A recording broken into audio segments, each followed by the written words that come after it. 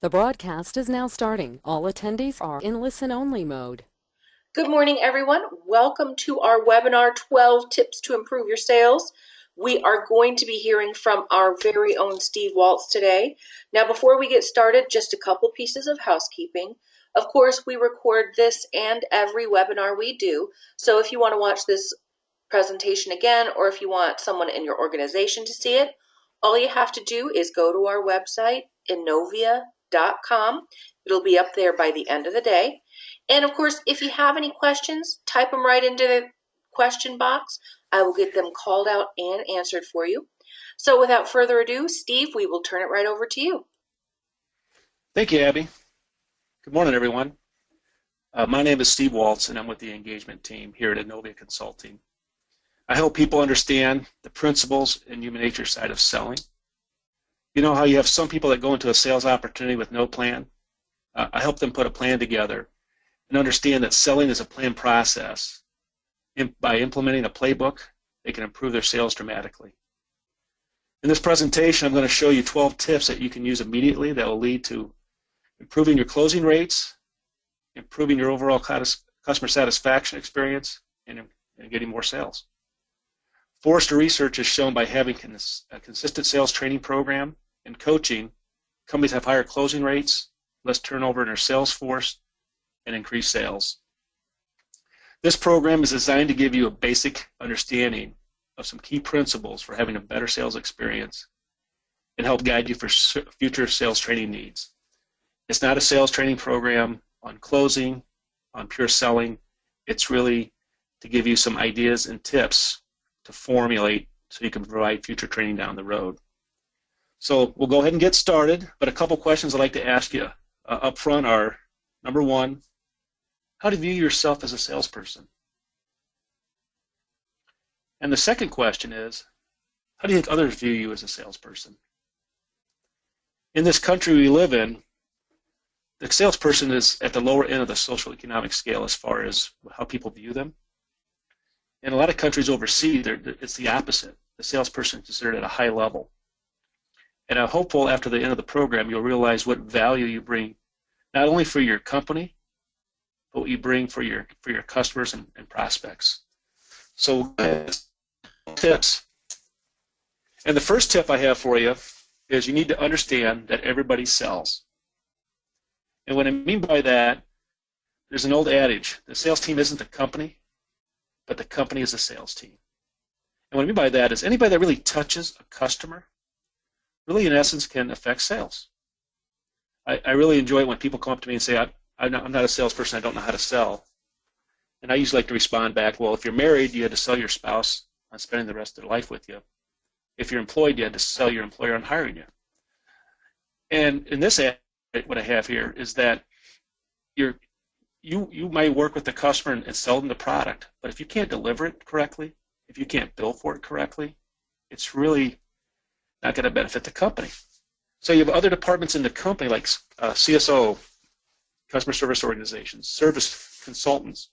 Those people are helping solve problems within your company with your customers, and sometimes those can lead to sales opportunities. So I encourage you to make sure that you have a communication plan inside your company so that if there could be possible leads or add-ons within selling in your organization. Number two is a very important one, is are you completely sold on your product and services? Because if you're really not, there's no reason to even go any further. Because if you're not sold on your company, your product, and your services, then why should your customers, right? Because sales is a transference of feeling. You want to be able to look your customers in the eye and have the confidence that if you're not dealing with me, my company, my product and services, then you're kind of settling.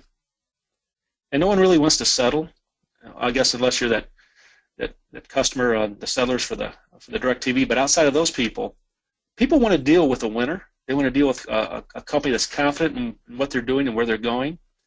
And sometimes when you're in sales, if you're doing the same thing for a long period of time, you can kind of get lost on why you're there in the first place and what your products actually do. Because let's say you might even be selling commodities. Let's say you're selling food service products like creamer or sugar packets. Well, if you just view it as a commodity transaction, Well, that's what it is. But if you can understand that the more that they purchase from you, the more customers they're serving. And how can you help them serve more customers? Maybe you have internal promotions that can help them. So you need to have the big picture and understand that if they're dealing with you and your company, then they're dealing with the right people. So when you get to tip number 3, do you have a made-up mind? And this is so important, and I always think of children when it comes to this, right? If you have kids, they might look at you and like, I'm going to get that. They made a decision in their mind. They're going to get it. And you might as well just concede to them now because they're going to find a way to get it. Well, as professional salespeople, we need to have the mindset, like I said before, right? If you're not dealing with myself and my company, you're kind of settling.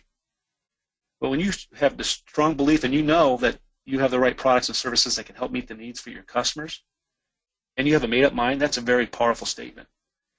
Because in essence, you're not going to get every sale. Good salespeople don't want every sale. They just want the next one. But maybe you didn't get the sale. But you have to have that mindset. It's a matter of time. It's a temporary inconvenience. And just, try to develop a plan on following up with that customer. I like to do a lot of research through Forrester, LinkedIn, and other sources.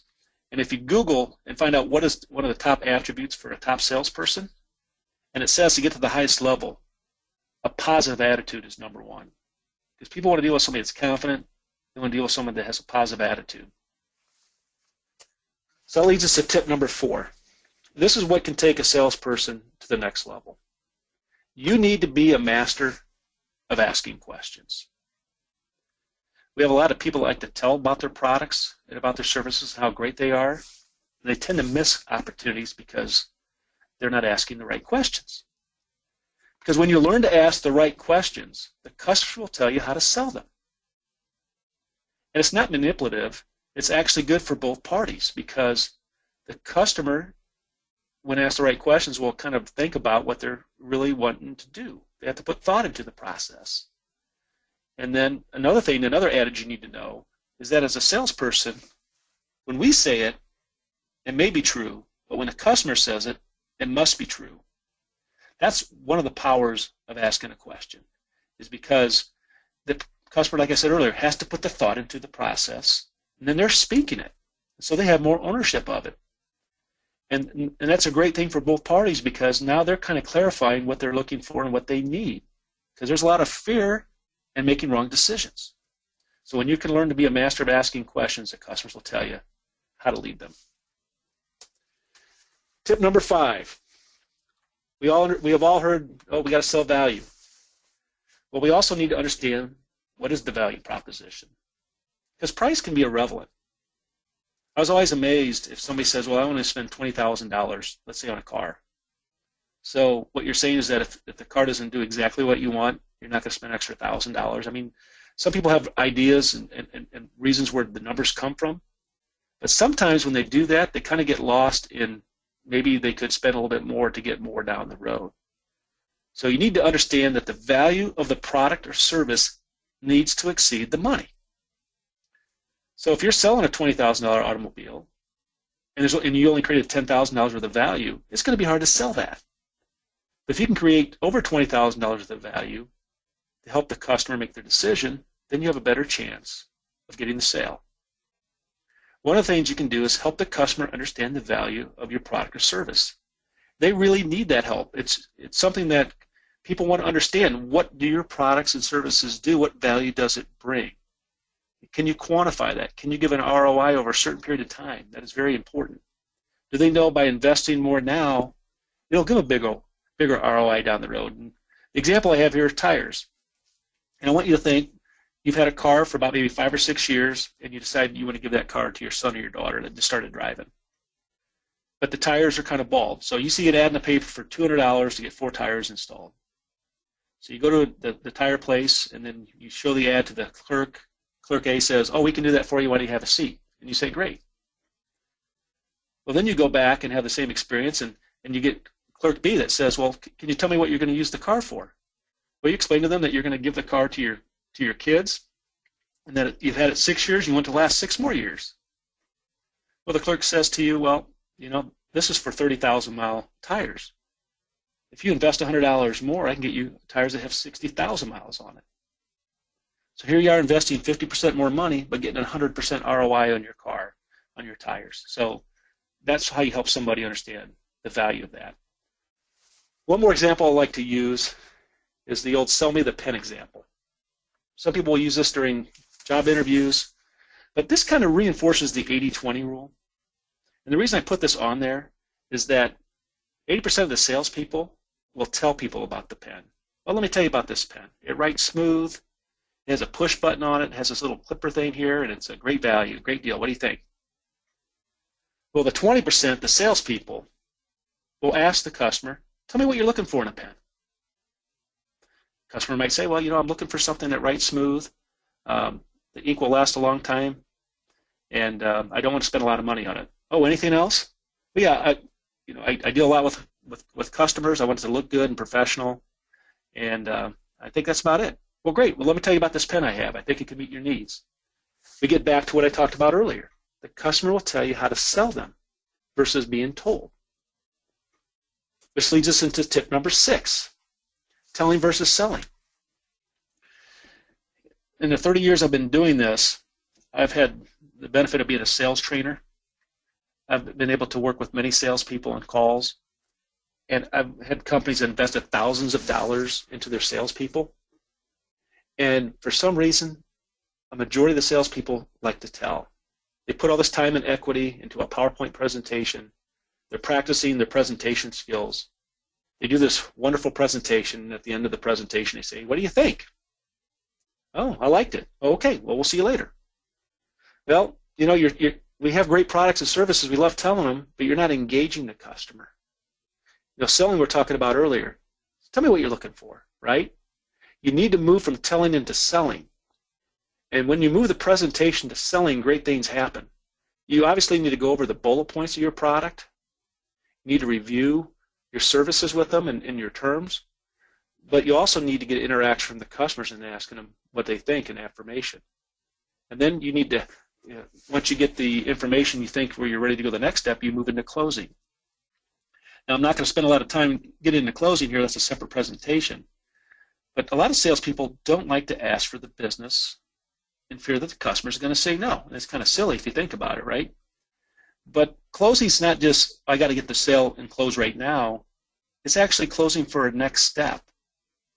Depending on your product and your cycle, you might have a small dollar item, a commodity that, it's price sensitive and you talk about it and it's done. You might have something like what we do here. We do large ERP systems. Well, those are engagements that can last months and have several visits. So you try to close for future steps and try to make sure that everybody's under the same understanding. And customers expect that. It's leading someone. And the goal is it's not to be manipulative. It's there to help somebody understand the win-win for both parties. So if you go to tip number 7, you need to understand there's a lot of customer fears out there. And I said in the beginning of the program, for some reason in this country, salespeople are kind of down there. I think you have basically people that deliver trash, and then they are above attorneys. But as far as the trust factor, people are afraid of salespeople. Maybe somebody had bad experiences or been lied to in the past, or there's misunderstandings. So we need to understand that and try to move from a salesperson to a trusted or expert advisor on our products. And that's what we're here for. We're here to represent our company. We're here to represent the products that we sell, and we need to help the customer solve problems. The customers have made mistakes in the past. They've been lied to, and they might be afraid of losing face to their boss or subordinates. So we need to understand that for a couple reasons, because we need to help them overcome their fears. And one thing I've learned over my tenure is that the older the person is, the more risk they've taken, probably have had more experiences that didn't go the way they wanted to, so they might be a little less likely to take risks than younger people. So just keep that in mind when you're talking with your customers. So we're going on to tip number 8. And if you polled customers and asked what is the number 1 attribute that you're looking for in a salesperson, trust is number 1. You can Google list, you can run statistics. Everything after number 1 will be changed in different orders. But the top attributes that make a great team and great relationships is trust. You can have great products, but they don't trust you. It's going to be hard to form a relationship and have a sustaining success with that customer. Customers, after they establish trust, they want to know, are you a can-do person? Are you going to get the job done? Are you going to keep them in the loop, right? Are you loyal to your employer? Are you going to be loyal to us, right? And people want you to appreciate their business because it's appreciation for an opportunity. When you're dealing with customers and you may not get the business, you need to just appreciate that you have the opportunity to deal with them and keep the door open that you can deal with them down the road, right? So being a team player is important, and you can kind of see on this slide some of the things that lead to trust. And trust is built over time. So we're going to move on to tip number 9. And tip number 9, this is probably my favorite slide on here, is understanding the numbers of selling. And it's mind-boggling to me that these numbers even exist. What's interesting is that I have a son that's going to be a sophomore in college, and he just changed his major to selling and sales management. And I kind of went over some of these numbers when he wasn't sure on what he was going to do. And when I did, he really embraced it. Because if you think about it, 50%, over 50% of the salespeople don't even ask for the business. They do great presentations, answer questions. And is it human nature why people are afraid of rejection? Probably. Why don't they ask for the business? Well, you know, maybe they don't know how to ask for the business. And then 48% of salespeople don't even follow up. So let's just start with the number 100. So you got 100 possible customers out there, and if 50% don't ask, now you're down to 50. And then if half don't follow up, you keep cutting that down. And then you realize that 80% of the sales are made between the 5th and the 12th contact. And less than 10% of the salespeople make more than 5 calls. And what's interesting is if you think about it, you probably know some salespeople. I know some salespeople that, you know, they're just lacking, but they're just bulldogs. They just keep on it. And this proves it, that it doesn't matter if you're a professional salesperson or if you're not really, you know, you're not putting the time and effort into it. If you just keep asking somebody, they're going to buy from you. These numbers show it. Man, can you imagine you keep working on training and working on your craft? As I told my son that's going to be a sophomore, I said, you know, if you're a person that just does the numbers, you'll live in a decent house. If you're a person that figures out and makes it your career, you can live in a very nice house. Because 90% of salespeople have never read a book or even gone to a seminar on selling.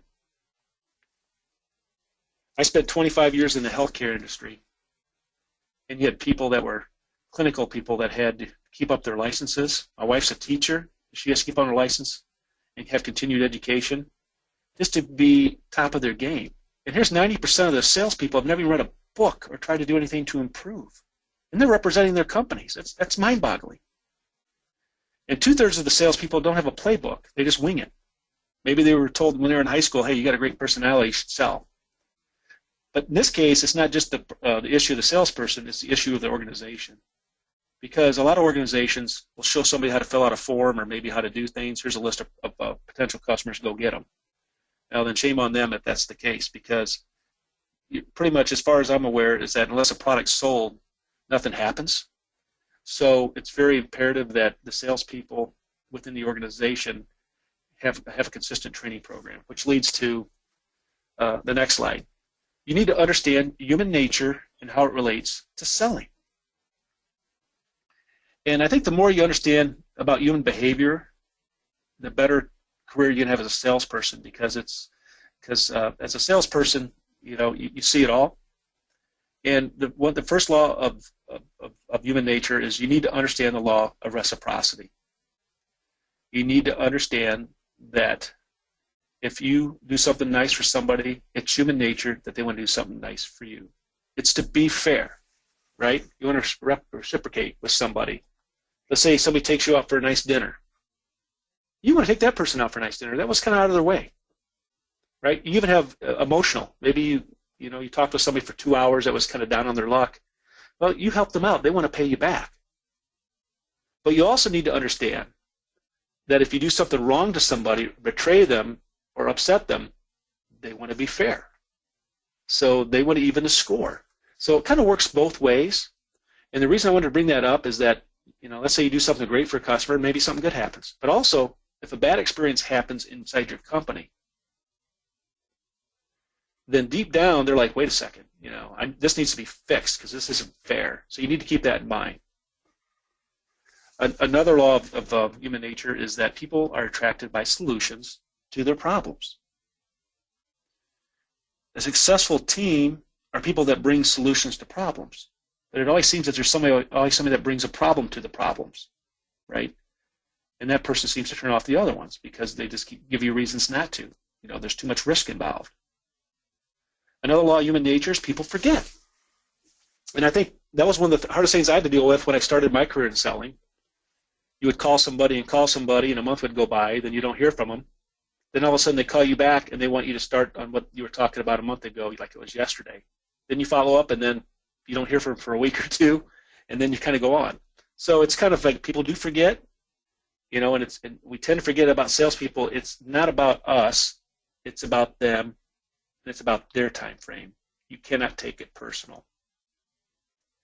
And probably one of the toughest things to deal with as a salesperson is that knowing that the person on the other side, everybody wants to feel confident they're making the right decision. If you notice, I capitalize right. Didn't say good, best, it says right. Well, it's very difficult to make the exact right decision in a lot of big purchases. So when you're dealing with a customer or a potential customer, you want to let them know as you're working together, you're trying to help them make a good decision. Okay, trying to make the best decision with the information you have available right now. Because sometimes we tend to talk about here in the ERP world, we don't know what to ask the customer sometimes, and the customer doesn't know what to tell us, so you learn through the process. So we're getting to tip number 11 is have a playbook or a plan.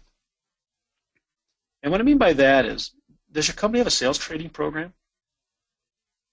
And if not, then that's something that should be probably addressed. You could have a sales force of 1, a sales force of 10, but just by either reading books, there's LinkedIn out there, there's all sorts of different things you can do that are really actually no charge. You know, for a plan, what is your process for trying to get new customers? Okay. Are you using quarterly or annual reviews with your current customers? And these are profound, especially if you're doing large items like what we do here.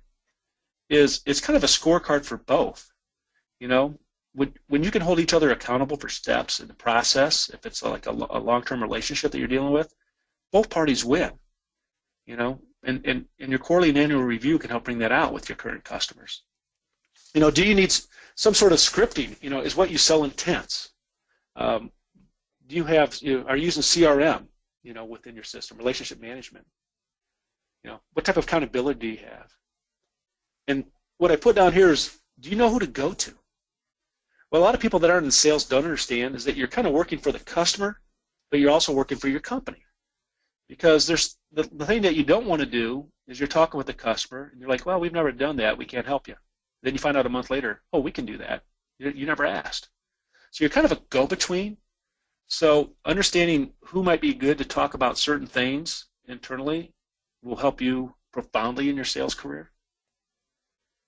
And like I said earlier, sales is a process. And a map or a plan is essential, right? How do you handle sales objections? Because you have sales objections and you have complaints.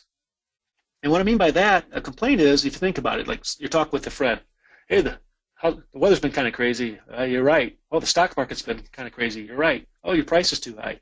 You're right. I know some people that they just say your price is too high first thing when they meet you just because they've been trained that way. So you need to determine, is it objection or is it a complaint? And how do you handle that? I talked earlier about stalls, right? You don't hear from somebody for a month and then they come back and want you to do something yesterday. You know, and then how do you handle rejection motivation? So we're getting to the last step I have, and that's number 12, and that's follow-up and communication. I think what really separates the good and the top salespeople don't assume things are getting done. You send out an email to somebody, so the customer asked this, can you take care of it, and just assume it's going to get done. Because you have people that I like to call them GSDs, to get stuff done people, that you know when you call them it's going to get done, and then you have the other 80% that aren't. And it's just human nature. You know, some people create their own urgency. So by following up, if somebody's asking for something internally, to make sure it's getting done, because as a salesperson, you need to own the process. If you want to be a top successful salesperson, you need to own it, because the customer wants somebody to be the go-to person, That's either you or you find somebody that needs to be the go-to person, and then you work with them. So you need to follow up internally, so when you're talking with customers, I mean, there'll be cases where you get surprised and things aren't the way they're supposed to be. But when you do that, it's very important.